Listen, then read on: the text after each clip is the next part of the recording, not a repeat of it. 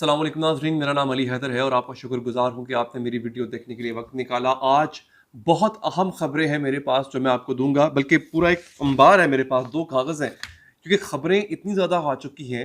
International level पे इतनी development इतनी तेज़ी से हो रही होती है और वो डेवलपमेंट ऐसी होती है कि वो बाकायदा तारीख का धारा चेंज कर देती है, इतनी बड़ी डेवलपमेंट होती है। इसलिए मैं मुख्तसर वीडियो के अंदर ये तमाम खबरें आप तक पहुंचा दूंगा, जिनमें सबसे पहले तो ये आप जान लीजिए कि हौसियों ने यानी यमनी फौज ने भारत पर हमला किया। ये बहुत बड़ी खबर है। मुझे पता है, मुझे भारत से भी बहुत से लोग देख रहे होते हैं, पाकिस्तान से देख रहे होते हैं, बांग्लादेश से देख रहे होते हैं, यूएई से देख रहे होते हैं, मिडिल ईस्ट से। तो भारत का हौसियों के साथ यानी यमनियों के साथ क्या फड्डा है, क्या ताल्लुक है, क्या प्रॉब्लम है, इस पे इंशाल्लाह मैं आपको एक पूरी डिटेल बताऊंगा, लेकिन मुख्तसर वक्त में बताऊंगा। दोस्तों, तेल अवीव इस वक्त जल रहा है, दारुल हुकूमत इसराइल का, और इस वक्त नहीं, पिछले कोई 3-4 दिन से वहां पे आग लगी हुई है। इसकी तफसीलात मेरे पास मौजूद हैं। अच्छा, भारत के लिए एक मुश्किल और भी है, मुश्किल कह लें या उनकी एंगेजमेंट में इजाफा हो गया है। इधर हौसियों के साथ नबर्द आजमा है, हौसियों के साथ उनको उनके हॉर्न्स लॉक हो चुके हैं। इधर पाकिस्तान और इंडिया वो भी आमने सामने आ चुके हैं और दोनों ने अपना मिसाइल सिस्टम बॉर्डर पे डिप्लॉय कर दिया। ये एक और बड़ी डेवलपमेंट है। और वो लोग जो बराह रास्त भारत और पाकिस्तान से मुझे देख रहे हैं, उनको तो पता है इस बात का कि ये कितनी बड़ी डेवलपमेंट है और इस डेवलपमेंट में कितनी चीजें जो है वो हमें डायरेक्टली इफेक्ट करेंगी, आपको, हमें सबको इफेक्ट करेंगे। दोस्तों, इसकी तफसीलात मैं आपको बताऊंगा। इसराइली आर्मी जनरल ने हार तस्लीम कर ली है। ये मेरे पास इसकी वीडियो है। अगर कोई कहे कि मैं सिर्फ अपने आप से खबर बना रहा हूं, तो ऐसी खबरें जो मैं आपको देता हूं अपने आप से नहीं बनाई जाती, सिर्फ आपको खुश करने के लिए या व्यूज हासिल करने के चक्कर में नहीं बनाई जाती हैं। बाकायदा इसको सबूत होता है। वीडियो मेरे पास है, वीडियो आपको दिखा दूंगा। तुर्की ने भी इसराइल की पीठ पे छुरा घोंपा है। तुर्की बजाहिर एक ट्रेड पार्टनर है इसराइल का, लेकिन तुर्की को भी होश आ गया, तुर्की ने भी एक बड़ा कदम उठाया। नाज़रीन, इसके साथ साथ एक खबर मैं आपको चलते चलते दे देता हूं। इसराइल का जो नेशनल सिक्योरिटी का मिनिस्टर है, उसका नाम है इत्तमार बेन गव्र। ये, अगर दुनिया में अब तक 1 अरब कमीने, घटिया और जलील लोग आए हैं ना, तो उन सब में एक नंबर पे, अव्वल नंबर पे ये आदमी आता है। ये इतना घटिया है। यानी अगर आप लोग समझते हैं कि नेतन्याहू, बेंजामिन नेतन्याहू एक घटिया आदमी है, गंदा आदमी है, गलीज आदमी है, ट्रस्ट मी, 100 नेतन्याहू पैदा हो, मरे, तब जाके एक ये बेन गरीब जो है ये पैदा हो। ये इतना घटिया आदमी, इस आदमी का एक बयान आया, ये बेसिकली नेशनल सिक्योरिटी का मिनिस्टर है इसराइल का, बेन गरीब। ये कहता है कि जितने भी हमारे इसराइल के जेलों में फलस्तीनी कैदी हैं, फलस्तीनी प्रिजनर्स हैं, उनका क्या करना चाहिए। सहाफी ने सवाल किया उससे, तो कहता है कि उनको पॉइंट ब्लैंक यहां पे सरों में रख के गोली मार देनी चाहिए, जितने भी वो। और उसने तनकीद की है नेतन्याहू के कि उसने इन कैदियों को जेलों में रखा ही क्यों हुआ है, इन फलस्तीनियों के सरों में गोली मारनी चाहिए, ये वहां का मिनिस्टर कह रहा है। तो अभी भी अगर ये समझता है कोई कि इसराइल सेल्फ डिफेंस में सब कुछ कर रहा है, तो उसकी ये बहुत बड़ी खामी है। मेरे पास इस आदमी की, इस खबीस आदमी की वीडियो मौजूद है, जिसमें इसने पूरी गुफ्तगू की है। की तो इसने इब्रानी जुबान में है, लेकिन इंग्लिश की ट्रांसलेशन के साथ, सबटाइटल्स के साथ मौजूद है। मैं आपको वो भी दिखाऊंगा। अच्छा, इसके साथ साथ अब मैं आपको बताता हूं कि पुतिन को क्या हो गया अचानक। सदर पुतिन इस्लाम के हक में बोल पड़े हैं। ये एक बड़ी खबर है। सदर पुतिन ने जिस तरह से ऐलान किया है इस्लाम की सच्चाई का, मगरिब हिल के रह गया पूरे का पूरा। दोस्तों, उन्होंने कहा है Islam should not be associated with terrorism. सदर पुतिन की मुझे एक बात बहुत अच्छी लगती है। एक तो ये जो होमोसेक्सुअलिटी, हम जिन्स परस्ती है, इसको रूस में बैन कर दिया उन्होंने LGBTQ, ये जितने भी क्यू व्यू थे सबको बैन कर दिया, उनको कोई गुंजाइश नहीं है। दूसरा, पुतिन ने कहा है कि मेरे मुल्क में इस्लामोफोबिया की कोई गुंजाइश नहीं है। यानी इस्लाम के खिलाफ जो नफरत का एक मयार बना रखा है मगरिब ने, उसकी गुंजाइश यहां नहीं है। पुतिन का ये बाकायदा ऐलान है। ब्रिक्स न्यूज नामी ट्विटर सारिफ एक है, मतलब ट्विटर का पेज है, ब्रिक्स न्यूज ऑफिशियल पेज है ब्रिक्स कंट्रीज का। उन्होंने पुतिन का बयान नकल किया और कहते हैं कि इस्लाम शुड नॉट, इस्लाम को दहशतगर्दी के साथ नत्थी नहीं किया जा सकता।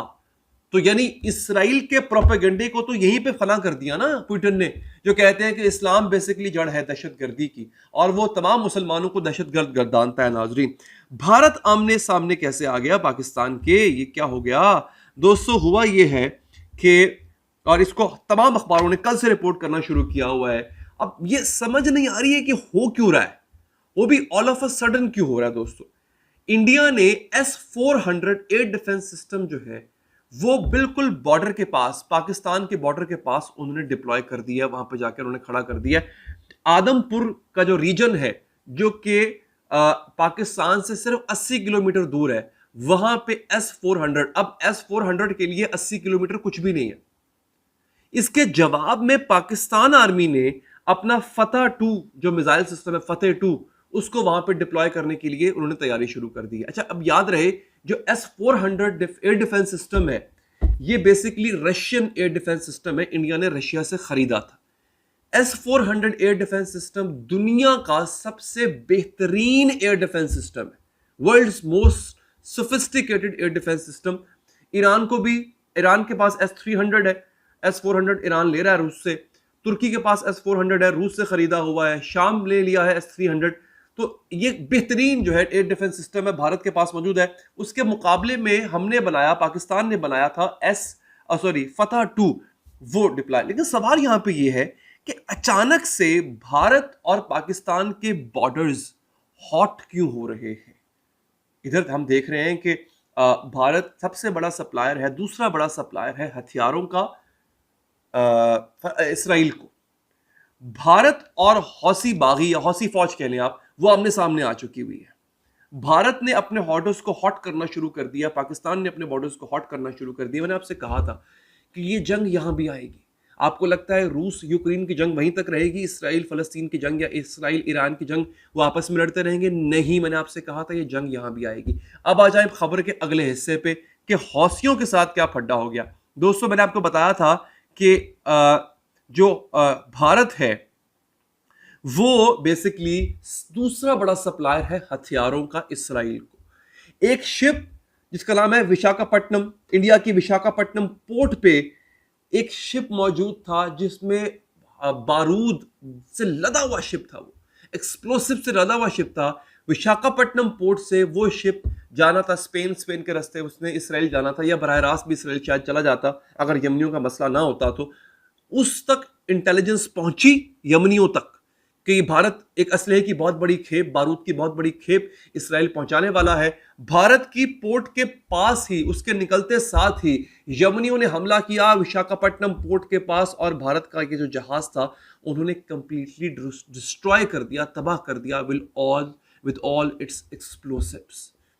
अब यमनी भारत, पाकिस्तान भारत आमने सामने, ये रीजन देखे हॉट होता जा रहा है। मैंने आपसे क्या कहा था, आपको लग रहा था कि वो रीजन हॉट है, नहीं, अब ये रीजन भी हॉट होता जा रहा है। ये बहुत क्रूशल स्टेज है नाज़रीन, आपके समझने के लिए नाज़रीन ये बहुत बहुत जरूरी है। अच्छा, अब मैं इस बिल्कुल ख़त्म पे हूं इस वीडियो के, आपको मैं आखिर में वो बता देता हूं कि कौन सा इसराइली जनरल है जिसने बाकायदा तौर पे अपनी हार को तस्लीम किया है और कहा है कि हाँ हमसे गलती हो गई है, अब हम जो है वो गलती को मानते हैं।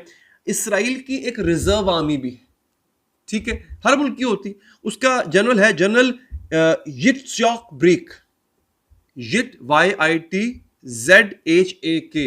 मुझे जो समझ आ रही है मैं ऐसे प्रोनाउंस कर रहा हूं, हो सकता है प्रोनाउंसिएशन डिफरेंट हो, मुझे तो यित्ज़हाक इसकी जो प्रोनाउंसिएशन सही लगी है, ब्रेक।